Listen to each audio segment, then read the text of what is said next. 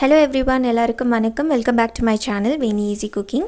இன்றைக்கி நம்ம சேனலில் ரொம்ப ஹெல்த்தி அண்ட் டேஸ்டியான ஒரு பிரேக்ஃபாஸ்ட் ரெசிபி தான் எப்படி செய்கிறதுன்னு பார்க்க போகிறோம். இதை நீங்கள் டின்னர் மாதிரி சர்வ் பண்ணிங்கன்னா கூட ரொம்ப நல்லாயிருக்கும். ஸோ கண்டிப்பாக வீடியோவை மிஸ் பண்ணாமல் எண்ட் வரைக்கும் பாருங்கள்.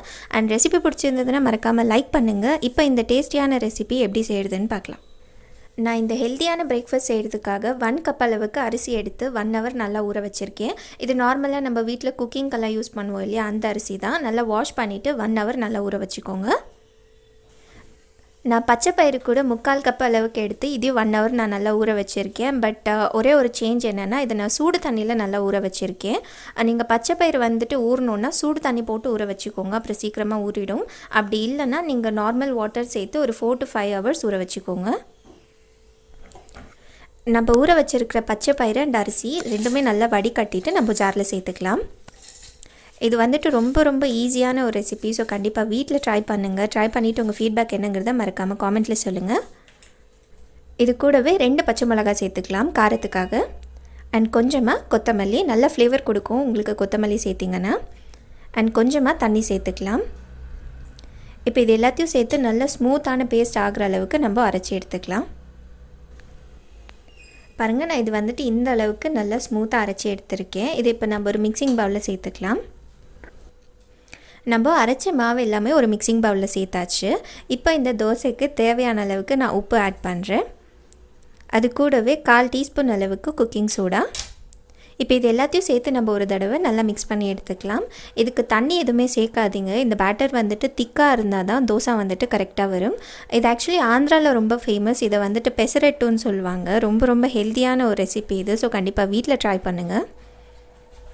பாருங்கள், இந்த பேட்டர் வந்துட்டு சூப்பராக ரெடி ஆகிடுச்சு. இந்த அளவுக்கு நல்லா திக்காக மிக்ஸ் பண்ணி எடுத்துக்கோங்க, தண்ணி எதுவுமே சேர்க்காமல்.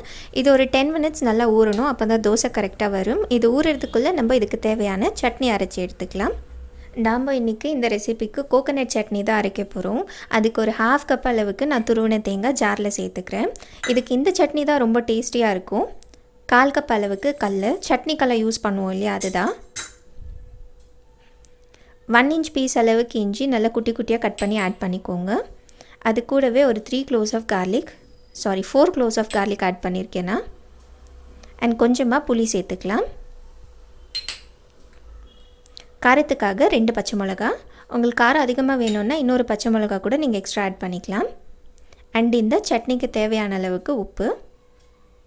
அண்ட் இது கூடவே நம்ம கொஞ்சமாக தண்ணி சேர்த்து இதை நல்லா நம்ம ஸ்மூத்தாக அரைச்சி எடுத்துக்கலாம். ரொம்ப ஃபைனாக அரைக்காதீங்க. பாருங்கள், நம்மளோட கட்டி சட்னி வந்துட்டு சூப்பராக ரெடி ஆகிடுச்சு. நான் தாளிக்க மாட்டேன். யூஸ்வலி இப்படியே சாப்பிட்டாலும் ரொம்ப டேஸ்டியாக இருக்கும். உங்களுக்கு வேணும்னா நீங்கள் இதை தாளித்து கூட சாப்பிடலாம். அண்ட் ரொம்ப கட்டியாக இருக்கிற மாதிரி இருந்தால் நீங்கள் வேணும்னா கொஞ்சமாக தண்ணி ஆட் பண்ணிக்கோங்க. நம்ம பெசரட்டு தோசை சுடுறதுக்காக ஆல்ரெடி நான் தவா வச்சுட்டேன். தவா வந்துட்டு நல்லா காஞ்சிடுச்சு. இப்போ நம்ம தோசை ஊற்றிக்கலாம். நார்மலாக நம்ம இந்த மசால் தோசைலாம் ஊற்றுவோம் இல்லையா, அந்த மாதிரி ஊற்றிட்டு நல்லா இந்த மாதிரி மெலிசாக ஸ்ப்ரெட் பண்ணி விட்டுருங்க.